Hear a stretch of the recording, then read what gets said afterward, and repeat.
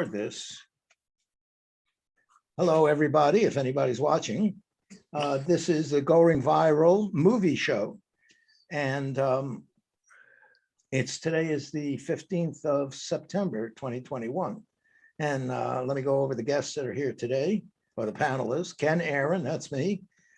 Alex Stavropoulos, that's this gentleman over here with the glasses. And then Dennis Goldstein, hiding out and being anonymous about his appearance, and Michael Jankowitz.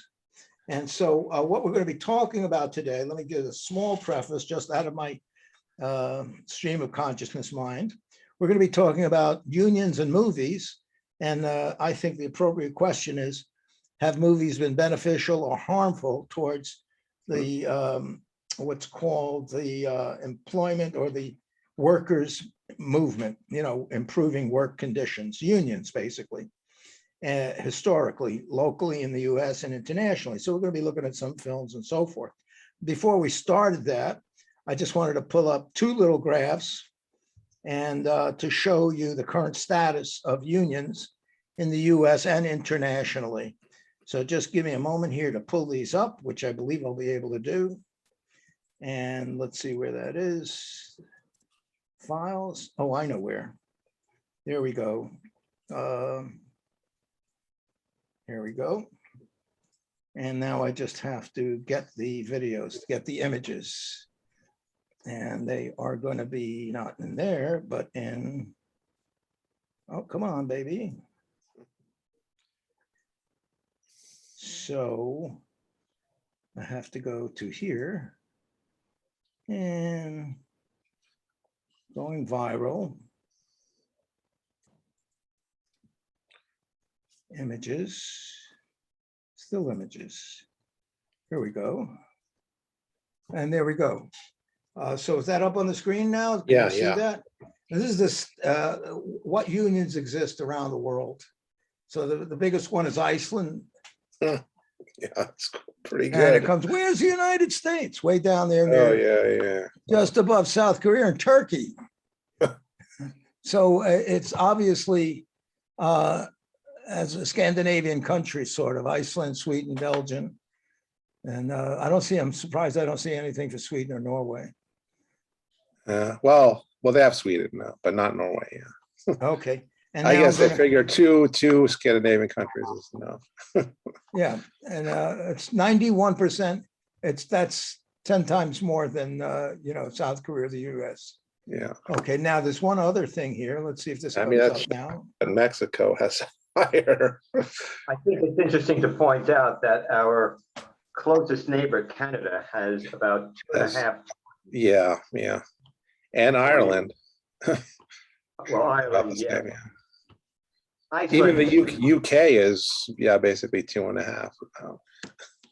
But yeah, we used to be, we used to have very high. You can see here, go down, Ken, so we can see I know.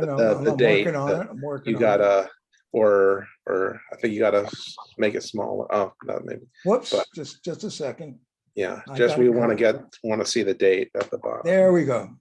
There we 1930 to 2010, and this is the blue is percentage of employed workers, and the red is wage or salary workers. You get 2,000 a month or 2,000 a week.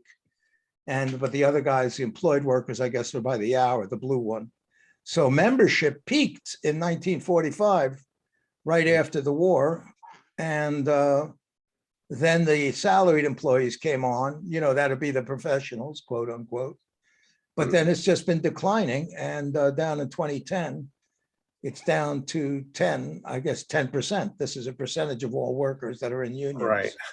That's higher than I thought. Yeah. And of course, it's skewed by government workers. Government workers have a much higher percentage of unionization than just ordinary workers. Oh, but so I'm sure that's if we're not counting them, then this would be like below 10%. Yeah. Oh, I see. So that part of these numbers are union. I think government workers are like 15 to 20%, something like that. Yeah. And are the government Are they compelled membership? Meaning federal, state, and local workers, yeah. Was that compelled usually? No, well, it depends on the state. It's not, Uh-huh. but again, even there, it's not, so they're not going to get numbers like Iceland. Because again, look at how many right to work states there are that make it very tough for government agencies to unionize. Remember Scott Walker in Wisconsin and his big thing to crush the state unions. Yeah, I haven't seen him in the news lately. What happened? Well, to he Scott Walker? lost what, 2014 or 16, and then that was the end of his career. All right, he ran for president and then got nowhere. So he's kind of a dead duck in politics anyway. He's probably out running a Dairy Queen somewhere. It's interesting if we look at the dates, because Right. when you started getting massive Republican leadership, when Nixon came in, you can Well, see actually, that it goes up a little bit, you see, but it's really Reagan again. Obviously, it starts to drop after Nixon, goes down and then with 75, and then you see like 80. That's Reagan. Then it really starts goes to up go down. with Carter, and then plummets. Starts Yeah, Reagan. Yeah, with Reagan and the union busting, and right. Patco and all that. does not really pick up with Bill Clinton. No, well, he did NAFTA, and that did severe damage to manufacturing, where a lot of the union workers always were.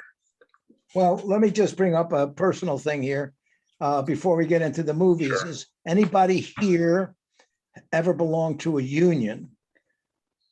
Okay. Well, Or Mike had a- is. Mike, well, you belong to SAG-AFTRA? Yeah, I belong to SAG-AFTRA and Actors Equity. Now, I have to be clear on one thing. They're actually not unions in the traditional sense. They're actually guilds, because they don't actually try to get the members work. However, they are unions in every other sense. So they're officially called unions. Well, I mean, they have had strikes. They had a writer's strike. They have strikes, and they exercise their power as unions, and they defend the rights of their workers as unions. So they, in every other respect, they're unions. It's just that other unions will try to find employment. The actors unions try to make employment possibilities available, but don't actually try to find them the work. But other than that, yeah, they're unions. Yeah. Well, However, go ahead. if we, the actors unions make up tens of thousands of people. So if we subtract those, because remember, people can be members of the actors union and not working. I can personally attest to that. And if you're not, in other words, when you're talking about people who are employed at any one time, you might have to take out the bulk of the people in the actors union. Oh, I see. Well, they're usually waiting tables or something. Yes, but But they're not reunionized at their Okay, that's restaurant, true. probably. That's true. I mean, they may be, but probably not. Yeah. Actors in the deli, right? Yeah. Okay. So, If we're Okay. talking about consistent union membership, when I say consistent, if we're talking about union membership in their wages, and people who are earning consistent wages, yeah, that cuts it down even more. Yeah. Okay. Anybody know anybody have a father or a brother who's in a union? And Yes. I worked for a summer in a unionized workplace, Oh, and I got paid according to union rates. wow. Mhm. And you're talking about father. My father was previously, not at that time because he was in management already, but he was the president of his local union. And so I know something about that. Okay. Wow. That's pretty good. And before we get into unions, Dennis brings up a good thing there, which is that, and the actors union does this as well, or do this. In other words, the employment rate, for instance, in the actors union, a union member will get a higher rate of pay than will a non-union member. And therefore, that's what the unions, and as we're getting into the movies, we'll see that in several movies where it has to do with the rate of pay, as well as the hours and the working conditions, et cetera. And that's where the unions are vitally important for the protection of the workers. Right. Okay, that's good. Yeah, I know there's somebody, maybe you guys know, I mean, he's on the West Coast. There's a guy named Tom Camarello. Tom Camarello, because he was involved with the world, I call them the Wobblies, the World Union. We're workers of the world. Something like that. Yeah, they changed their name recently. But he was in a union of, he was a union negotiator for prison doctors who work in prisons. Wow. For like 20 years. That's it. My father was in a guild, professional engineers. You know, I guess it's kind of like a guild is, you know, an association of workers, professionals, but they don't go on strike, you know. I don't know how much they negotiated for, yeah, they would come up with practices, standards of behavior and, you know, what you're supposed to do in that profession, a code of conduct, you know, like a Hippocratic oath for doctors, and you could have the same thing for psychiatrists or plumbers, you know, what you're supposed to do in the quality of your work. So let's move into the movies. Well, wait, Ken, you Go didn't ahead. ask me my, which I have been, the professional staff congress at CUNY, which is for all the, you know, teachers and including adjuncts like me. So I've been part of them for, since I started. Well, there's a teachers union. It's a National Association of Educators. I think We're it's called, probably a right? subgroup of that, NAE. Because they get into their news yeah, about CRT and mandatory vaccinations and so forth. You know, Right. they get in there for that.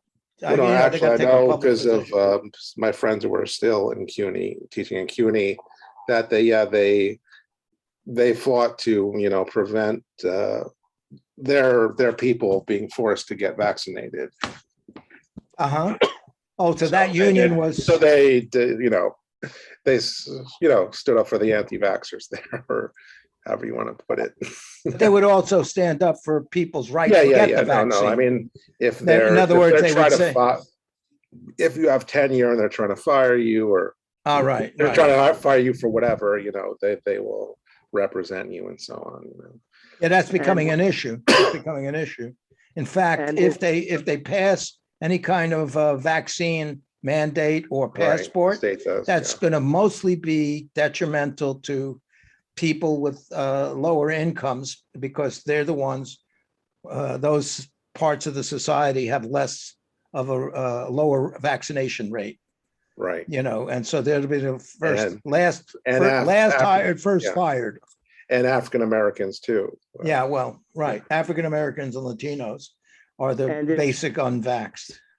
In a historical sense, and this brings us a little closer to the movies, but behind the scenes, in the very late 40s, actually, and throughout the most of the 50s, the actors and the film artists union, including the Screen Actors Guild, started out, in other words, once Ronald Reagan became president of the Screen Actors Guild, who had been a Democrat prior to that, Right. but he apparently was bought out, and they did not oppose the blacklist. In other words, they did not oppose the blacklisting nearly But enough. they did not fight for their members who were blacklisted. They did not fight for their members who were being blacklisted, and they also didn't fight quite as hard as far as wages go. So it does depend, especially in the motion picture industry, on who is head of the union and what the political situation is surrounding it, which then in turn, because of the blacklisting, that also affected, you know, the whole movement became, to a certain degree, an anti-labor movement as well. Oh, no. Well, I think either Joe McCarthy or like Roy Cohn or the people around McCarthy at one point actually said that, well, part of the reason for going after the communists was, well, that would hurt the unions. Because the communists were the best organizers. They were the most That's militant. correct, by the way. It's really correct. So as a way of undermining the union movement, and then you could move on to the socialists too, to get them kicked out, and you could then go on after the unions themselves. Just say, somebody's not even a communist or socialist. Well, what accuse him of being one? Yeah, well, Well, the union movement in the United States predates the communist revolution. There was Well, of course, union yeah. activity in the 1800s. And so the union movement and socialism really started in the US prior to Europe. I mean, maybe not prior to Europe, but certainly prior to the Russian Revolution. Yeah. No, But- 1880s and 90s. Yeah. I should also the Gilded Age. I Yeah, should go ahead, also add Mike.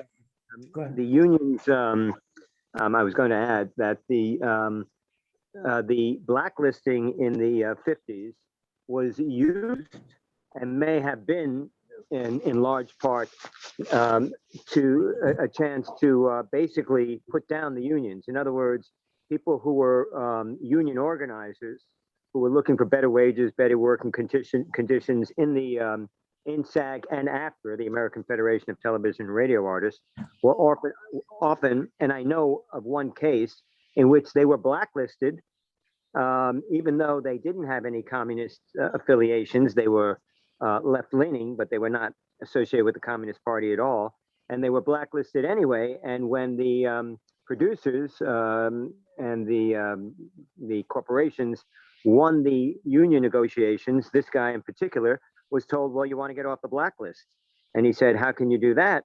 And they said, well, we got what we want with the union negotiations, so we don't need you on the blacklist anymore.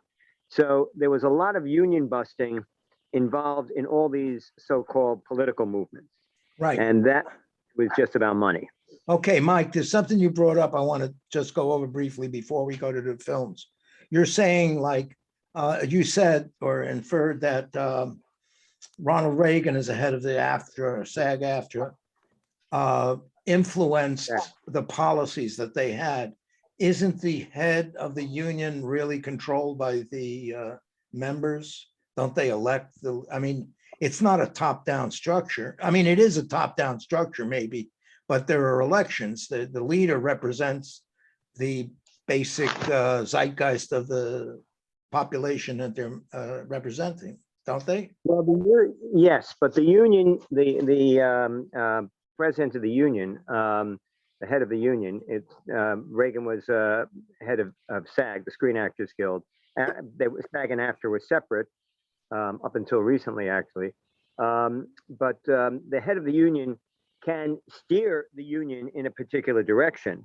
If the membership doesn't like it, they can vote him out in the next election. But he can steer it.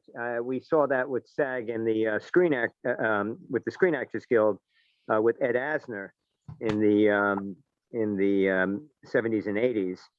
It doesn't necessarily have to be the president of the union, but it's the people who gain power over the union. Okay. Yeah, I mean, you can say that about the president of anything, the president of the United States as well. But again, while they're president, they can basically, they have power to, not limitless power, it's not an autocracy, but they have power enough to move the union in a particular direction. Okay, so now the big question of the night, let's frame this as have films and the representation of the labor movement and unions been favorable or helpful or harmful? Pick a movie. Somebody pick a movie to start talking about this. Mike, I bet you got something that you think about there. There's a couple of them. I mean, one of them, actually, the one I wanted to start with, because of the irony involved, is a film which is not about the United States, obviously, but we can go back. During the 30s, you had a couple of films like Black Fury with Paul Muni, and then, of course, you had, there were several, pro-union films and also anti-union films.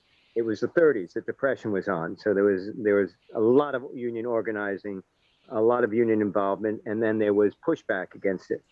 But ironically, John Ford, not one of the most pro-union progressive people in the motion picture industry, I can say that mildly. He was basically somebody who he was basically a much more conservative, Republican type of person. But he did wind up, probably because he worked for the studio and he did the films that he was assigned to. He did wind up doing John Steinbeck's The Grapes of Wrath, and more importantly, is How Green Was My Valley, which was not, again, the pro-union sentiments in the book were toned down a bit, but it did talk about the need for, it was about Welsh miners, and it was talked about the need for unionization. There's one point when Walter Pidgeon, who is a progressively minded reverend representing the flock, says to them, yes, have your union. And of course, the reactionary elements in the town are saying you're superseding, you're going past your station, as you're just supposed to be ministering religion to the flock. But Walton says, you should have your union, but with power. He said, you need power, you need organizing, you need power, but with power comes responsibility. So that was considered to some extent, the byword of the times. Again, there was many other things. There was about Welsh miners. A very pro-union movie would be The Stars Look Down, which was the Emlyn Williams play turned into a film by Carol Reed. But much of the pro-union stuff was either coming outside of Hollywood, either from Britain or other countries, or at that time, or was, shall we say, didn't take place in the United States. Right. The Great Wrath actually did take it. It didn't actually talk about that much about unions per se, but it did point towards the need for unionization and organizing.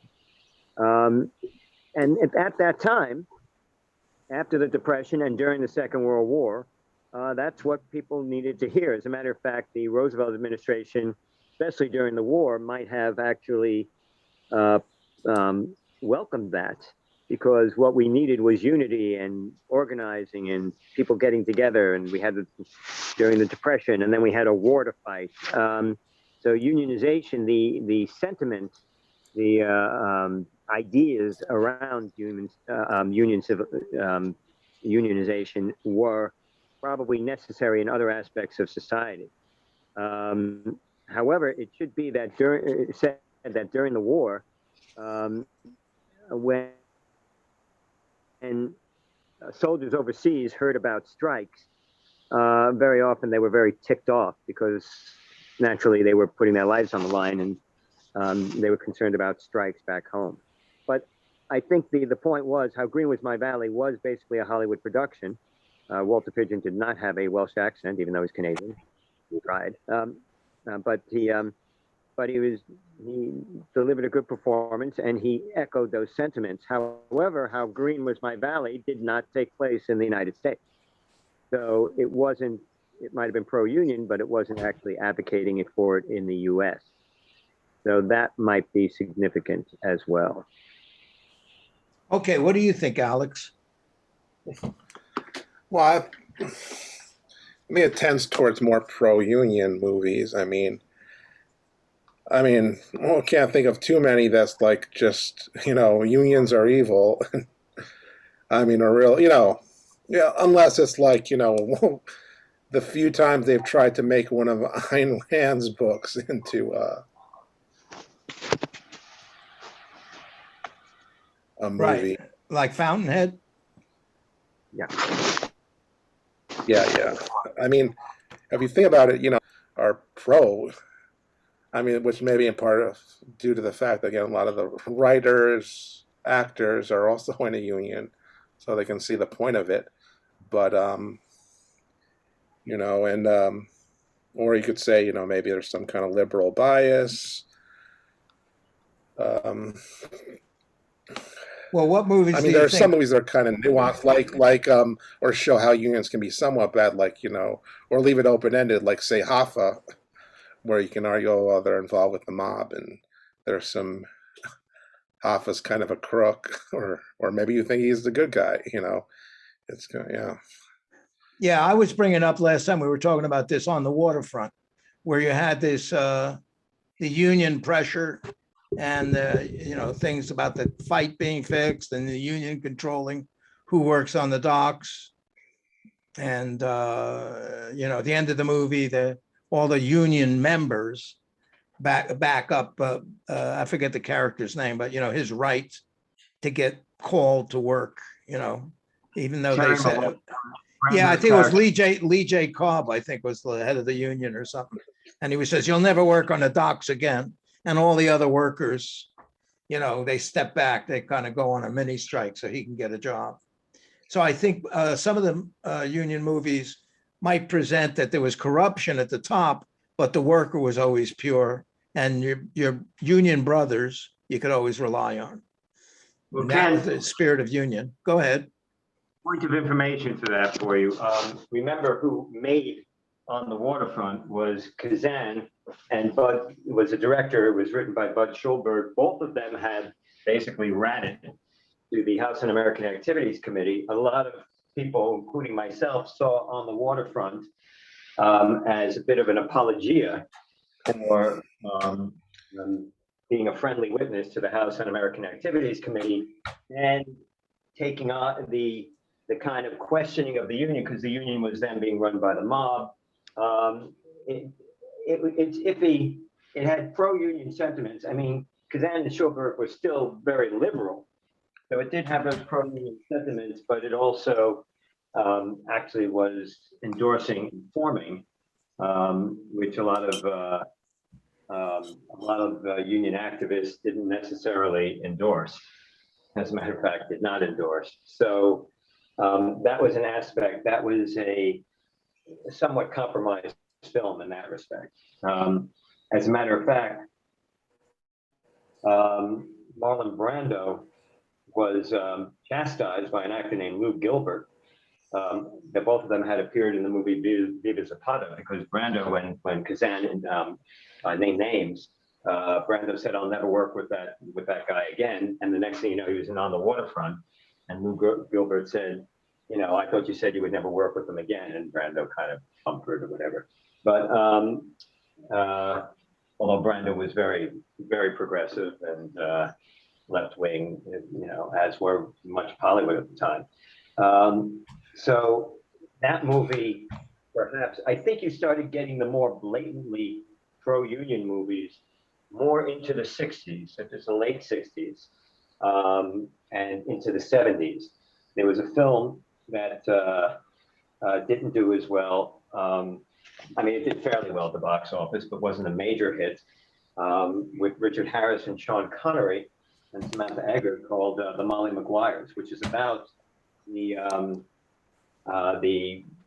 union. The Molly Maguires were they were considered a terrorist group. They were not. They were a union organizing group, but they were a, shall we say, they were not necessarily a non-violent union organizing group, but they were the working conditions at the mines in the United States, Pennsylvania, where I believe it took place, Pennsylvania, Virginia, were, horrible. And most of the people working in the mines were immigrants, Irish, Welsh, Scots, whatever, usually from places. They were Polish, Eastern European workers, and these conditions were just atrocious. They would basically take immigrants, pay them very little under very dangerous working conditions. And the Molly Maguires were a group that was fighting against that. They were fighting more violently. There were other groups fighting against it non-violently. And this film talked about the Molly Maguires, even though the character you were really going along with, which is Richard Harris's character, was a sellout. He was actually working for the mine owner. Okay. As a cover person. Yeah, okay, so I Sean want Connery's to, character was a little bit more. play a clip from Matawan. Okay, it's not too long, but it's a key clip, and then we'll talk about that. Now, there's Dennis what he thinks of this. Really, I'm just trying to play with my, see how successful this works. And that would be video. Here we go. And let's see if it comes up with something.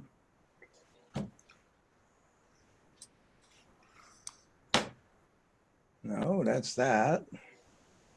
And is it going to give me a video or not? 1 second. Let's go here. Video. I say video. And it's not giving me anything. Okay, let's come Well, back. you gotta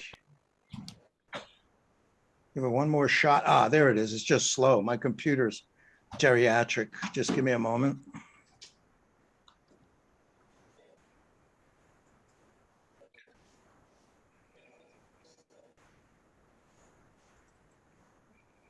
Going viral, movie clips. And here comes Matawan.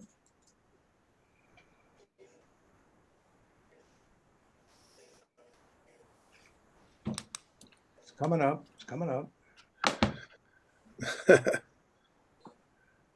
Come on. Here it is. Have you seen this movie? Matawan, no. Oh, really? Okay. Yeah, never saw it. Okay, here it comes. So you're going to see part of it now. There we go. Okay, now we see it. Yeah. First Gotta make sure thing it's- we've got to have is all these niggers and all these dagos that come in here to take our jobs thrown out of the mine. Mine's hell. They got them in our houses. They're sitting in our tables right now, and they're sleeping in our beds while we're out living under a piece of canvas at the back of the holler. I bet Was that sound scratchy the way it does to Yeah, me?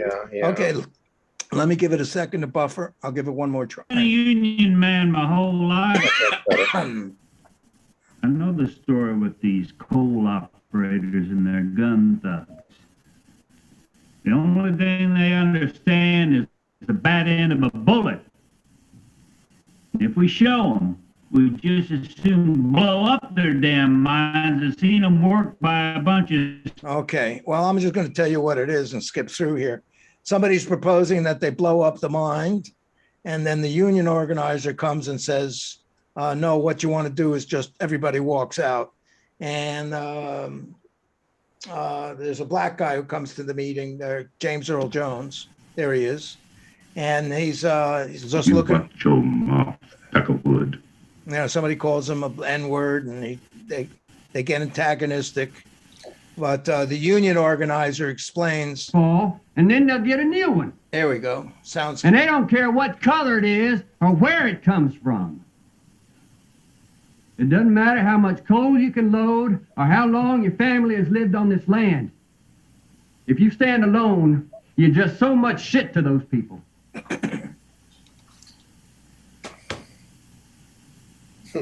You think this man is your enemy?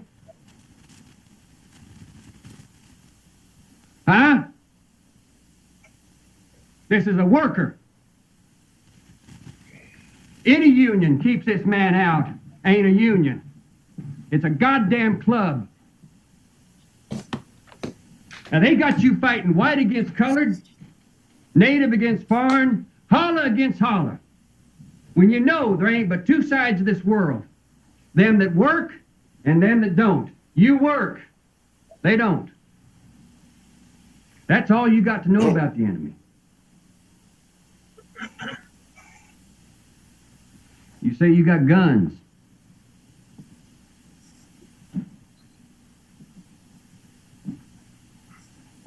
Well, I know that you all are brave men. And I know you could shoot it out with the company if you had to. But the coal company don't want this union. The state government don't want it. The federal government don't want it. And they're all of them just waiting for an excuse to come down and crush us to nothing. Fellas, we're in a hole full of coal gas here. The tiniest spark at the wrong time is going to be the end of us. So we got to pick away at this situation, slow and careful. We got to organize and build support. We got to work together. Together. Till they can't get their coal out of the ground without us because we're a union. Because we're the workers, damn it, and we take care of each other. How can we shut the mines down if we don't dynamite them? The men walk out. All of them. Fat chance.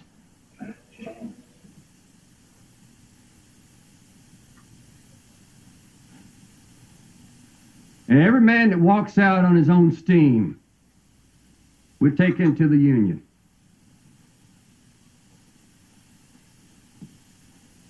All the Dagos and all the colored? That's what a union is, fellas. You better get used to it. Okay. So that's the end of that. So the thing I wanted to bring up on this, I think the power of cinema is a association, kinship. You could call it charisma, or it's identification.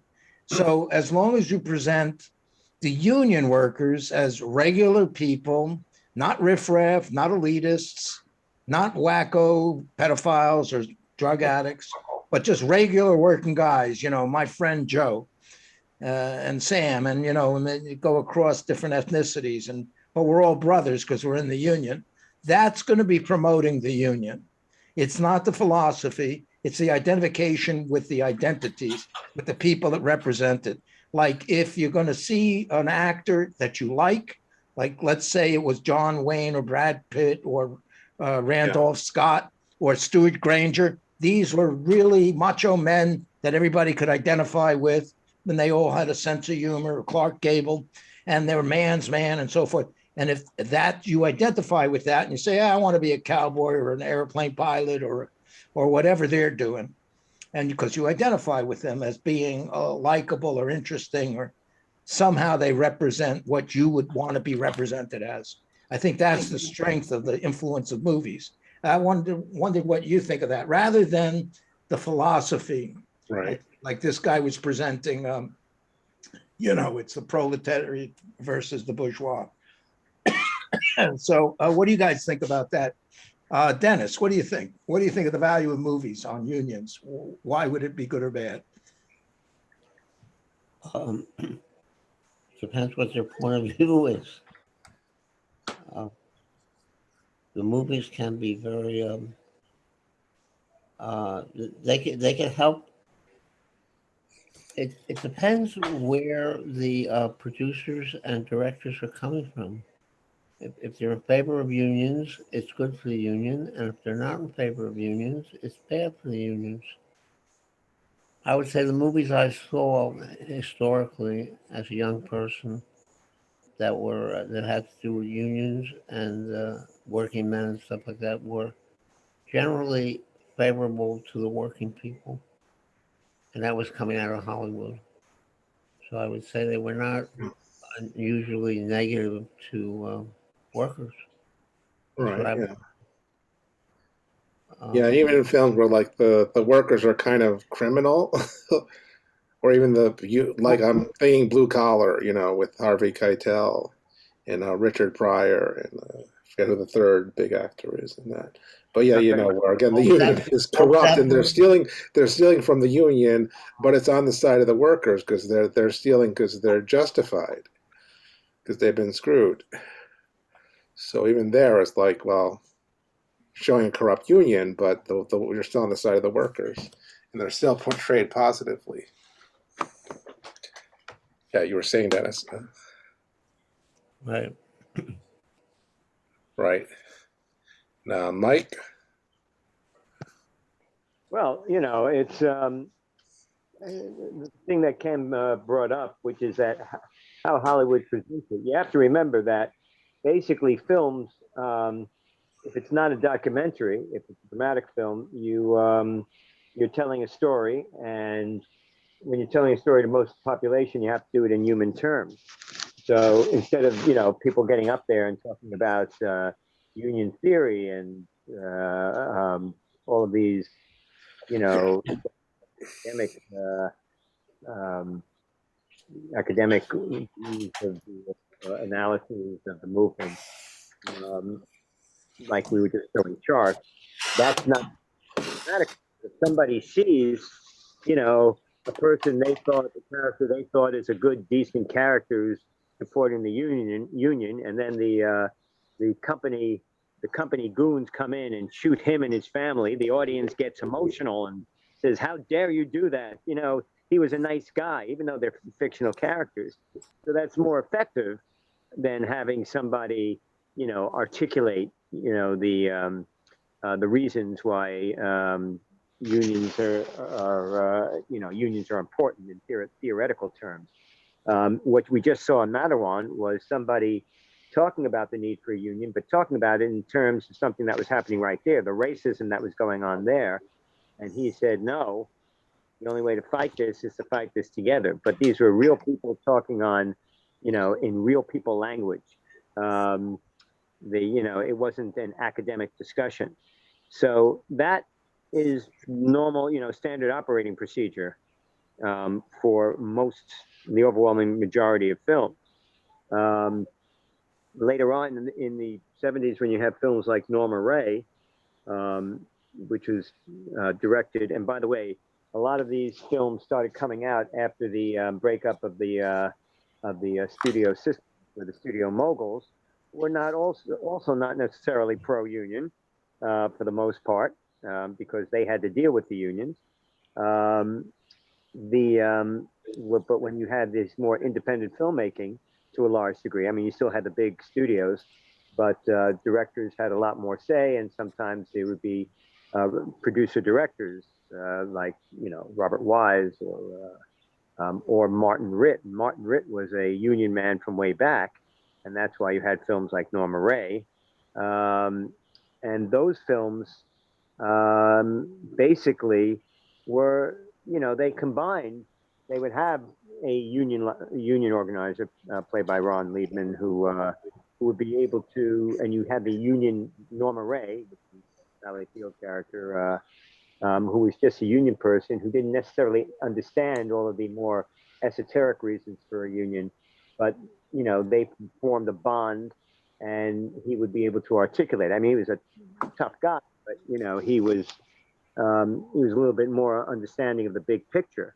So you were able to combine the big picture with the individual on the ground. So you had a lot of that, but remember, this was, again, it was also a sign of the times. One thing I think that we should discuss is, because you showed those charts, and even when you had films like Norma Ray or the Molly Maguires, all these now very, very progressive pro-union films, much more of them coming out from the late 50s through the 60s and 70s and 80s, yet union membership was going down. The percentage of people in unions was going down. So we kind of a dichotomy there. And I don't, maybe that's what we should be trying to look at. What was happening? Why, if these movies, were predominantly pro-union, why was union membership going down? Why did unions have less power? Were they getting less power? Why are there a lot of people in the United States who would go to these movies and women enjoy them, then suddenly turning against unionization? An interesting question. We can see you, Ken. You're muted, Ken. Yeah, let's go to Alex to get an answer to that. Tell us, Mr. Wiseman. Mr. Repeat the question, because I was looking Well, up even though there was a flourishing of pro-union movies offering sympathy or alliance with the working class and the abuses they were suffering, like Norma Ray and other movies, and Coal Dust and other things, and yet the union membership, coming Right. down, coming down. Right. Well, why do you think that was? It wasn't. I mean, all the other advertising that hit the public, like stop smoking or buy a car or buy cars with fins. Well, you should have your own house. All the other promos working in propaganda Why didn't Yep. this work? Right. Well, you know, pro-union, you can have all the pro-union PR you want, and that doesn't change the material aspects of essentially the economy. If you have a economy where people, they can send your job to Mexico or China, and they can leverage that to get you to accept lower wages, or not unionize, or things like right to work laws. I think that's a much bigger factor than what's in a movie or what's on TV. I mean, again, as Mike said, again, I mean, I think it's been pretty consistent that, again, there's kind of a pro-union sentiment in terms of movies and shows. Although, maybe one thing is, over time, just because, again, of the facts on the ground, you kind of get more and more movies about, like, essentially decline of American workers, and there, you get movies. I mean, if you were going to make a movie about a strike, a fictional movie about some kind of strike, real or not, you would probably have the union lose it, because that's what usually happens. Or if you have a movie about trying to unionize, Walmart, if you did a movie where the plant succeeds in getting unionized, people will be like, well, that's not realistic. That's not what happens. Look what happened when the Amazon workers in Alabama tried to unionize, or again, the different movements at Walmart. And even Richard Wolff, who's been saying recently that, well, we're seeing a lot more union activity, that while the percentage of people in like the last years who are in unions has gone up, in part that's because a large number of people are not working anymore. So obviously those don't count in terms of being union or non-union.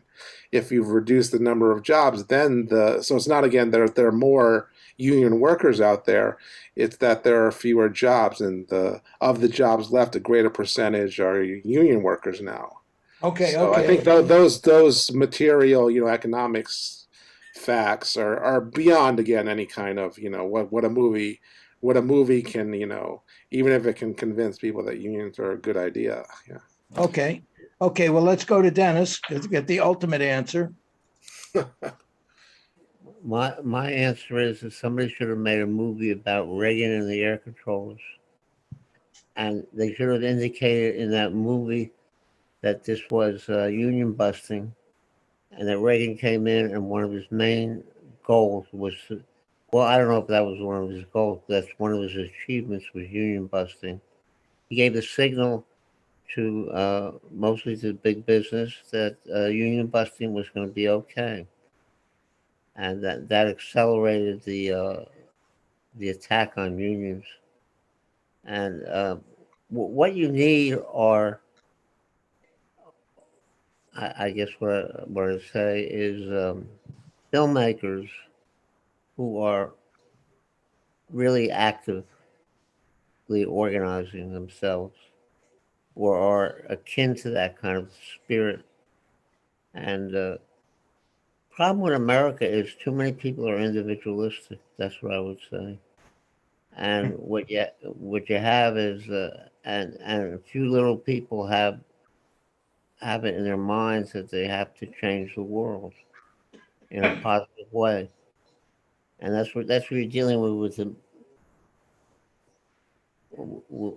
I mean that's what happened. I mean, Reagan did his thing, and it was hardly mentioned after that.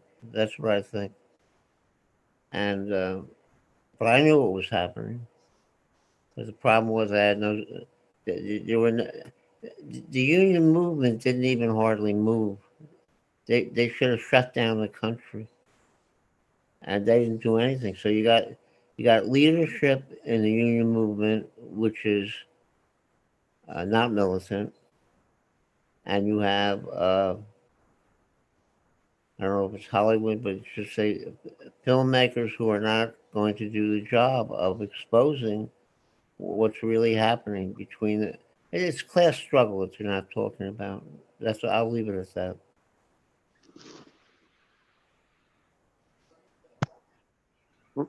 Short thing, I'm gonna give it a short thing on it.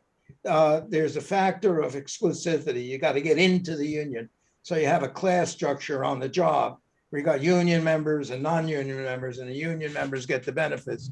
And there was a lawsuit, maybe it was a Supreme Court decision, that you couldn't mandate that everybody has to pay union dues and be in the union because everybody benefits by of the. That's the basis of right to work. Yeah, right. So those are things that came up. So, but the unions do have like an exclusivity thing. To get into the union, it's almost like getting into the mob. At least that's the impression that's been left with the public. I don't think it's true with SAG-AFTRA, because my son got in without too much effort, just doing extra work. And so it's not a universal thing. And there's just one other factor. This is going to sound a little bizarre, but people are allowed to join other guilds. And what I mean by that is Costco and also HMOs, like Kaiser Permanente. So where you belong to a class because you pay your yearly fee and you're entitled to certain benefits and privileges and access. And so you can belong to a guild in the sense that you belong to Consumer Reports or Costco, or, actually even, in your supermarket, where you get a discount if you're a member or you have their credit card and so forth. So there's various organizational things that you can join very easily without any censorship or permission required, except for anonymous, credit rating and stuff like that, but nothing like who do you know and who can stand up for you. Yeah. Well, let me So, say that kind of replaces the brotherhood of the union to some degree. That plus the exclusivity of how do you get in? This is a great job driving a truck. How do I get that job? And that's a big question. So that's something else that the unions have to go against. It's not particularly movies, Right, well, but I just wanted to bring that up. Go ahead. there can be different kinds of workers, even in a clothes shop too. There's the older workers who, because of on a contract that the union signed 10 years ago, who have a better deal than somebody who just joined the union right now. Or I can say in terms of the PSC at CUNY and a lot of teaching, university unions, let's put it that way, they're the part-time teachers are kind of essentially second-class citizens to the full-time, to the tenure track professors. I mean, you can see, even the tenure track people, my friends, will basically admit that, even though they don't, and they'll kind of shrug their shoulders, I can't do anything to change that to the rest of us. Yeah. So, but, Well, I also, I just wanted to say that with SAG-AFTRA, there used to be before there was SAG-AFTRA, when it was just SAG and AFTRA and Actors Equity. And then, of course, the non-acting theatrical and film unions. But with SAG, there used to be what they used to call Catch-22, which is that in order to get into the Screen Actors Guild, you have to be hired for work. And in order to get work, you had to be a member of the Screen Actors Guild. It wasn't actually cut and dried like that, because people like myself did get in. But people, things like that, or where things where people said were complaining that the unions were getting too political, getting themselves involved in political causes, which they did under people like Ed Asner, the late great Ed Asner, that some of the more conservative members would be upset about that. So the shall we say faults in the union were very often played up, especially in the theatrical unions, and I include film theatricals and television, obviously. And so they were very often played up But what people very often missed is the big picture. It's better to have a flawed union than no union at all and no protection at all. I mean, rather than people were trying to get rid of the unions or get rid of union power or union influence, rather than just try to repair what they saw as the inequities in the union. I think also what we've just seen, basically, we've kind of figured out through this discussion, is that there are limits to how much influence films have on society, and the union, the topic of unions and unionization is one of those areas where the other factors coming into play had, basically superseded any effect that films had, even on people growing up or anything like that. So that is a serious. It shows that there are limitations to what even the most popular films can do. That's a good point. So I just going sideways on this a little bit. There definitely was movies influenced a higher tolerance for LGBT activity and so forth. I'm thinking one of the key ones on that was with Denzel Washington and Tom Hanks. It's called The Philadelphia Story. Philadelphia, yeah. Yeah, all right. Just Philadelphia. Just Philadelphia.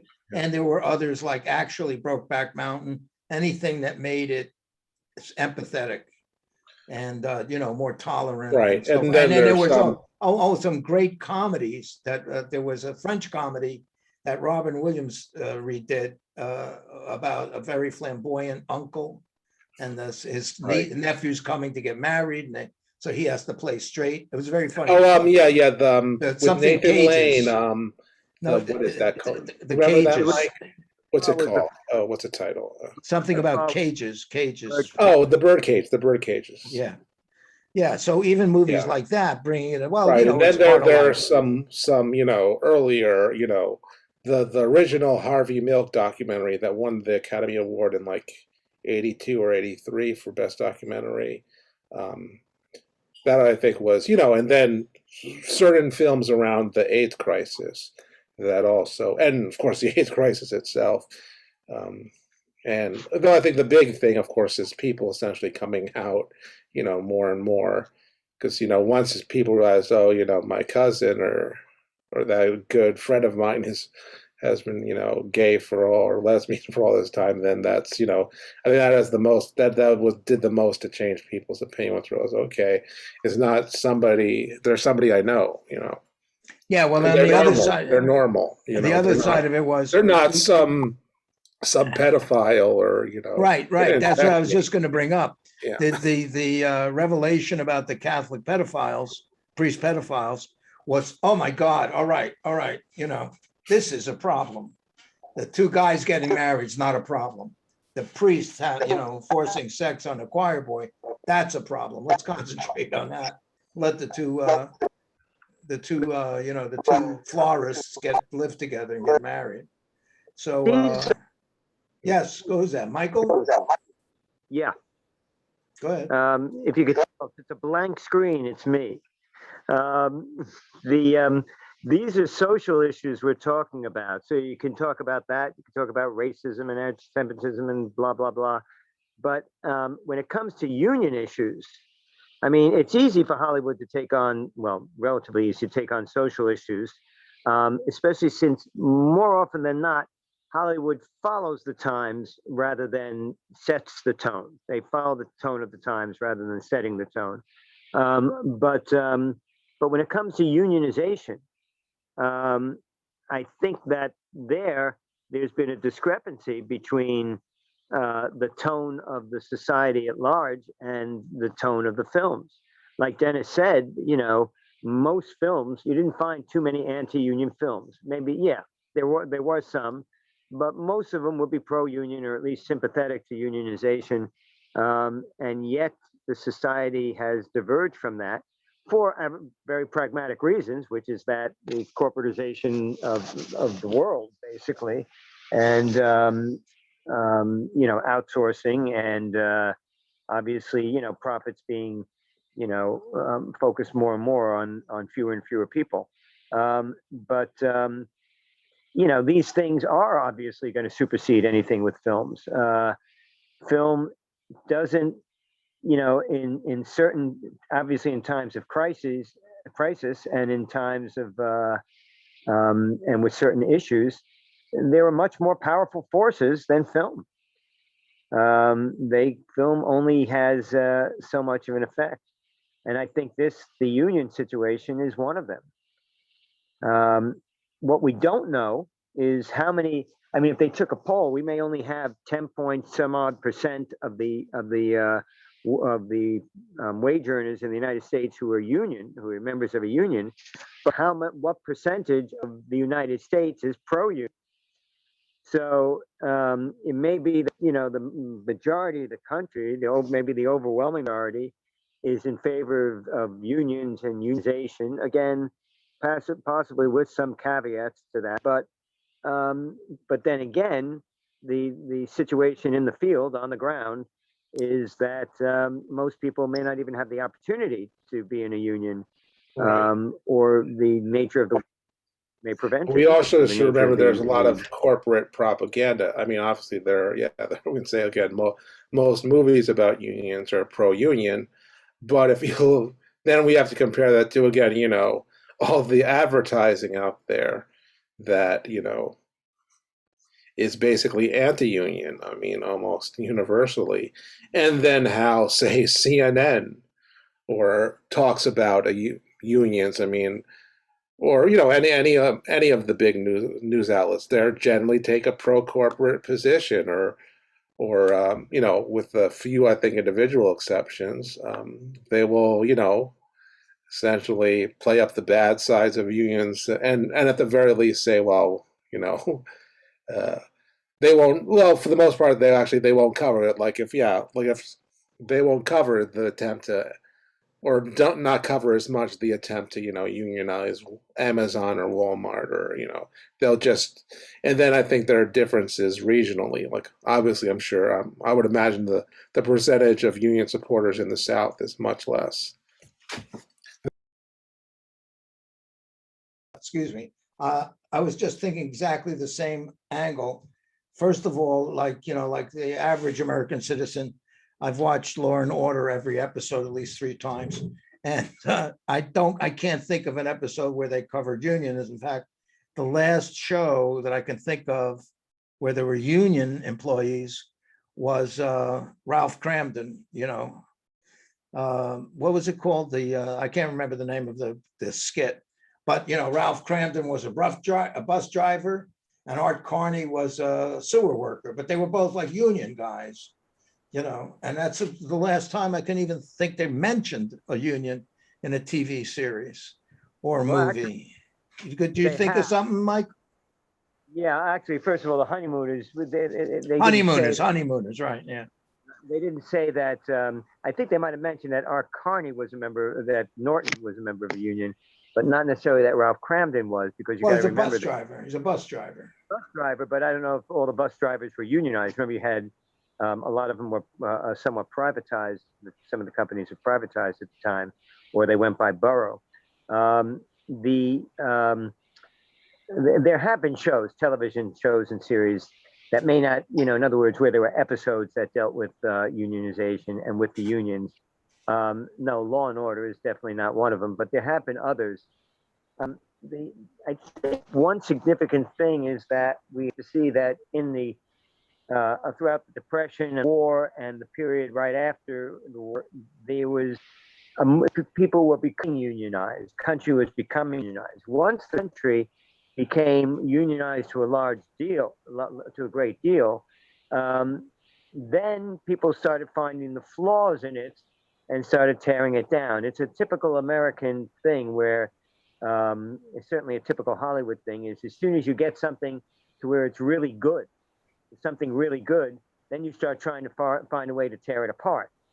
That and this American idea of individualism, which is the John Wayne and the Gary Cooper standing up in the West to, against 20 laws, or, all these, supposed bad guys, aim to gun them down, when we really know that the idea of the individual standing up to incredible odds is a rarity.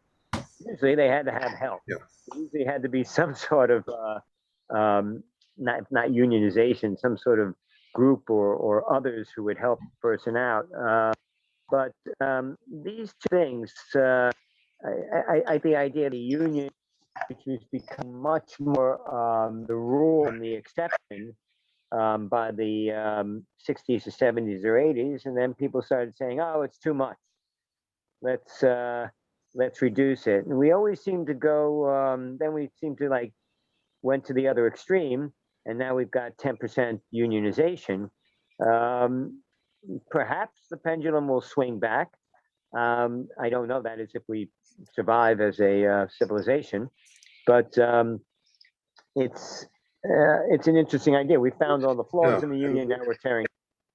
And Ken, you're right. There aren't a lot of like TV shows that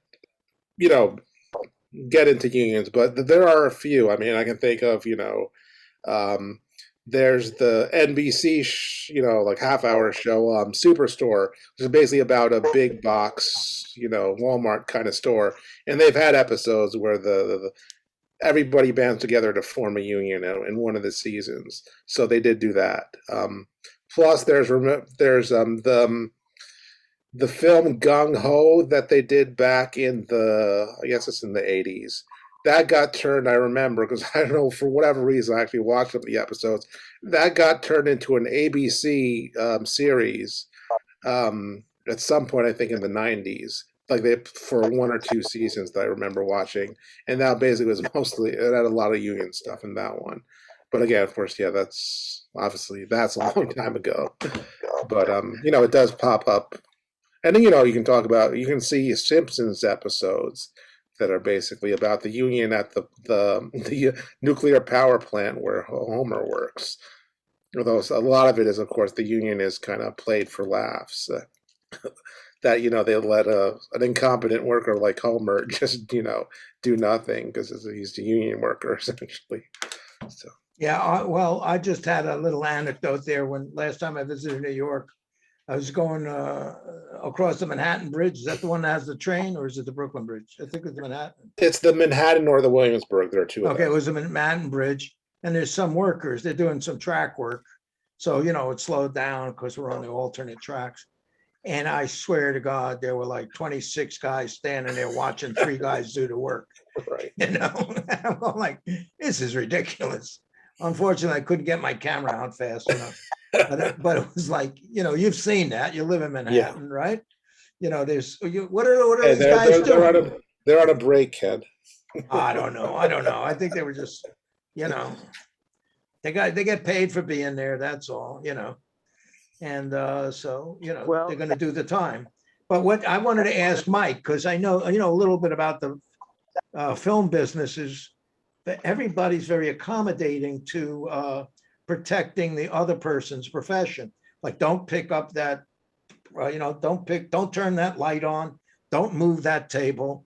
There's a guy in the union who's in charge of moving tables. There's a guy who turns the lights on and off.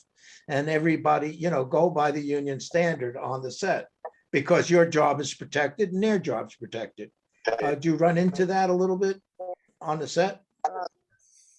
Yeah, well, you run into that. Yes, it's pretty well set that way, and that's one of the things that people. I mean, that was originally done to protect the jobs, but again, sometimes it does get out of hand. There's a joke about 2 Teamsters on the working on a film set where, one of them all of a sudden, they're just standing there, and one of them just all of a sudden slams his foot down, and he said, "What'd you do?" He said, "I had to kill it. That snail's been following me around all day."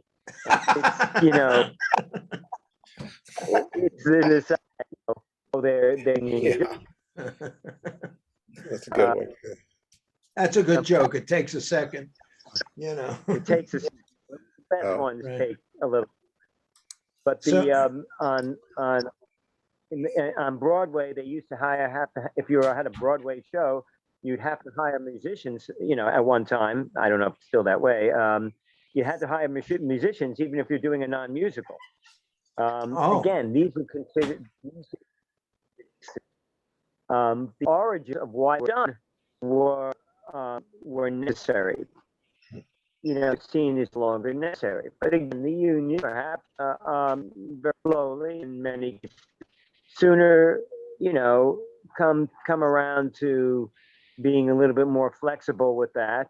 Well, when you got But the again- soundtrack in the movies, it used to be they play the movie, they have an orchestra, the guys conducting, matching the scenery as they record. But now it's everything's electronic and separate tracks that you can mix later and adjust the Right. speed of and everything. So that's threatening to the musicians union. It's hard for them to Right. get studio work, right? And therefore, yeah, that's why they have to say that you're required to hire so many musicians.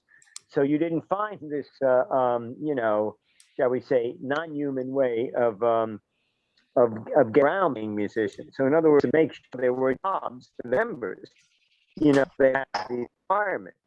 Because let's face it, I mean, in a show, people are told very often, if you want to get play on Broadway, don't have more than 5 characters, because they don't want to pay actors. I mean, they'll pay a star a hell of a lot of money, but they don't want to pay an extra actor. It's kind of unusual that way. Films do it as well. They try to get out of hiring. They may balk at hiring an actor to say one line if the director wants it. They may balk at that when they're going to pay him maybe it might cost them a little less than $1,000. But on the other hand, below half a million, if not a couple of million dollars on filming at a place that had nothing to do with the film or doing things that really does nothing to advance the film. So there's that kind of distortion, which the union then tries to step in and say, no, okay. Then you have to have this many actors. You have to have, let's say, so many union extras before you hire non-union extras, because they'll hire a non-union extra if they can save $25 a person. So Yeah. they can spend more money on these, excesses that have nothing to do with the making the film. Especially when you're shooting a movie about Genghis Khan or, or the Roman invasion of France, you got 50,000 extras, save $25 a head, you're doing pretty good. Although a lot of that filming now is done with what they call CGI. They have 10 soldiers coming over the hill and they just keep duplicating it. Or they just got the Italian army or the Spanish army and provide the extras, or the Russian army in the case of Waterloo and War and Peace. Right. My Bondarchuk. Actually, Michael, I got a question. Every time, maybe you know this, every time you're watching a movie and you see some big street scene in Manhattan or something where there's thousands of people walking, is that all extras, paid extras? When you're a full street. It depends upon. Go ahead. It depends upon the shot. If you're watching, let's say West Side Story or something, and they have an aerial view of Manhattan, you see a whole bunch of people walking or something like that. As it's coming, beginning of the film, the aerial view is coming in, little dots out of people. They're not extras. But when you have a shot, the reason it's is you have to take. You can't just say to people who are walking down the street, oh, by the way, ma'am or sir, I know you're going to work, but can you do that again and again and again? You got to pay. Right. So I know when I've been to a lot of events where the sign is posted, you're being filmed. If you don't like it, get out of here. You're going to be in the movie. So they can do that. They make arrangements. And the major thing is, like when my son was doing extra work, that wasn't realized. There's so many people involved and such expense for the rented equipment and the site and the scenery and everything. It's like it could be like $30,000 a minute to film the damn thing. So that's why it's a good place to hang out is at a filming, because what they call the craft services provides the best food in LA. Just to keep everybody happy, It's really true. Great food. Okay. You have to serve the meal. to the actors. So that's another thing the union does. The union protects the actors in terms of health. I mean, people criticize, I've even criticized many times the Screen Actors Guild, but one thing they do is they protect children, child actors. And they're very protective of them. And that's where a union is important, because otherwise you'll have working conditions which are not only healthy, but could be dangerous. And if they involve children or they involve vulnerable people, you know, then you got something where you have, you know, back to the times of films like the Molly Maguires. And you got to keep even in the filming. Got to keep them away from Kevin Spacey, right? Yeah. Well, it's a whole other thing. That's a whole other thing. I know. That's in every field. Yeah, I mean, in fact, I'll tell you the truth. If you know a group, like an organization or a religious group or anything, and they have no recorded history of sexual abuse or pedophiles, you know they're lying. They're covering it up. Because as soon as you get like 2,000, 3,000 people, you're going to have the phenomena, you know, the anomalies. So the absence of reporting is absolutely, what are you guys, what's going on here? You're not that perfect. That's a human events. We all have words. Ken, So, let's yes, go ahead. Let's bring it to a close. Well, let's play one or two. Okay, more go ahead. clips Play. before Go we ahead, yeah. Alex. So I got. Oh, You got it. I'll do one from Harlan County, USA, and one from Pride. So let me do the share. Okay, so let me set this up. Okay, so this is, of course, Barbara Koppel's award-winning documentary, Harlan County, USA, about the actual miners' strike in Harlan County, I think in 73 or 72, something like that, that won the Academy Award, I think in 73, for Best Documentary. So this is a scene from when they're on strike, again, month 4 into the strike. Wait, oh, I gotta go back. There we go.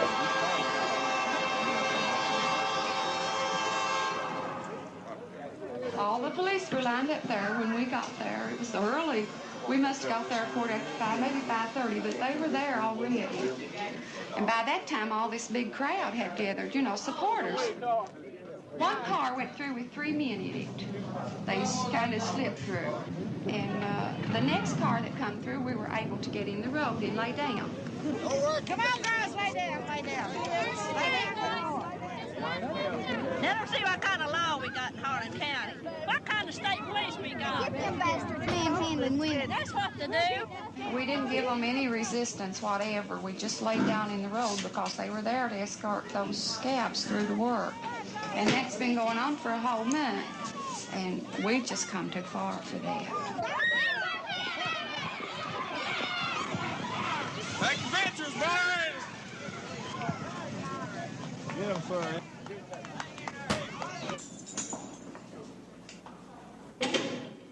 Oh, honey, they got us down on that picket line. If they start scabbing, man, they got to go back down there. They can't let me down. I mean, that shit, just bring me a gun if they're going.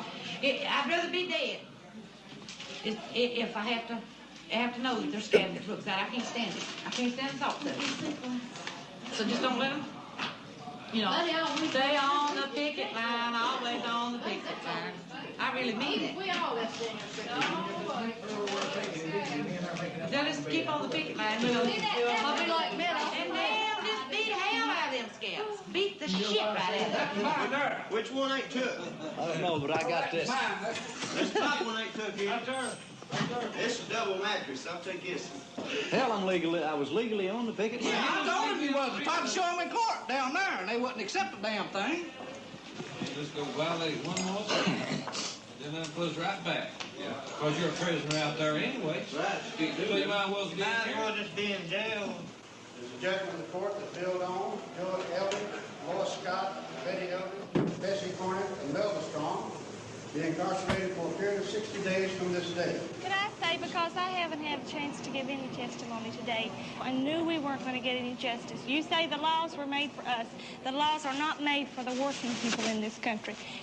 There's a person missing here today, and that's Carl Horn. The law was made for people like Carl Horn, not for us. So I knew when I came here, without offering any testimony or getting up, I knew what I was doing at Brookside because that's what I wanted to do. For once, I was able to take the offensive instead of coming down here to take a step backward to try to defend what we did. What we did is right, and we all know that.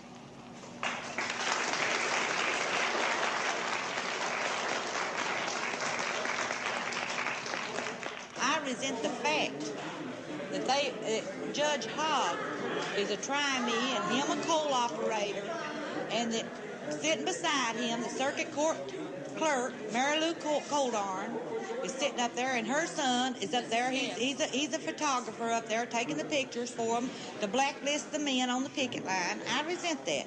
I resent the fact that he can make a law that can tell me that I can't go where I please. He's violating.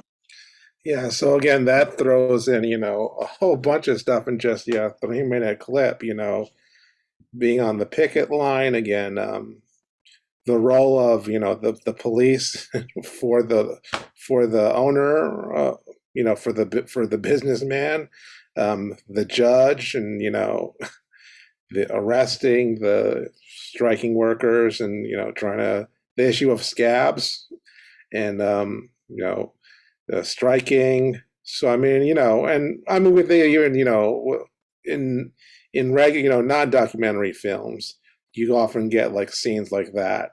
So it's kind of like just part of those kinds of movies. I think it's interesting that they're, I mean, just like again, you have, the scene we saw in Matewan again, where the union organizing and convincing the people to go on strike. That's a common scene in these kinds of films. I think it's interesting, kind of like, there are certain tropes, and again, repeated. We got to because they're what happened in a strike or with the union. So let me also then jump to a film that you guys probably haven't seen, which is this one that came out in 2014, based on an actual story again of the miners' strike in England in 1980. Well, Britain in 1982, which of course Thatcher broke. But there was this kind of story within it about these this lesbian and gay organization that wound up supporting the strikers and became a big story. And here again, this is at the very end of the film, where actually we see again, because they had supported the strikers. Here, I think it's 85, when they were having a big pride march in London. The miners, who of course were, rather conservative as they would have been back then, came to support the lesbian and gay community, and were a big force in actually making the Labour Party's one of the most progressive platforms here by the mid 80s on lesbian and gay issues of any party in Europe. So this is a pretty good scene.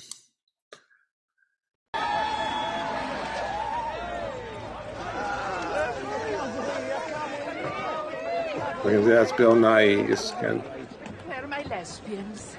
Where are my lesbians?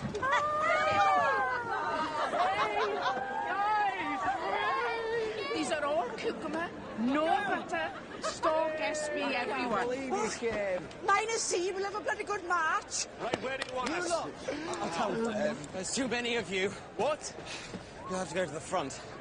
You'll have to leave. No, hey, we're not losing our banners, mate. What's he mean too many? Celebrate. I think he means them.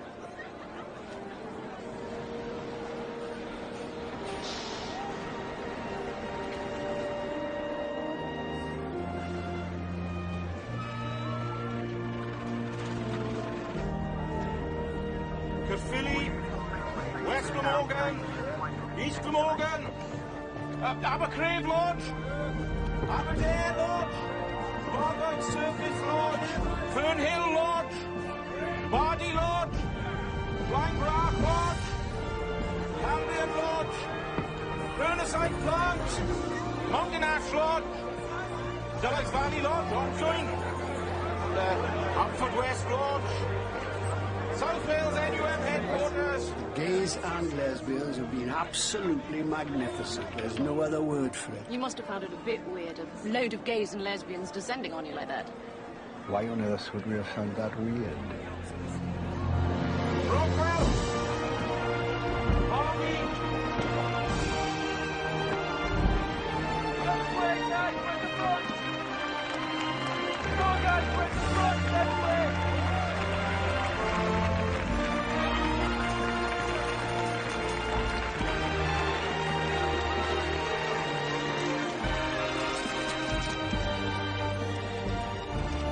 Not worried about being too visible this time. Shut up and march.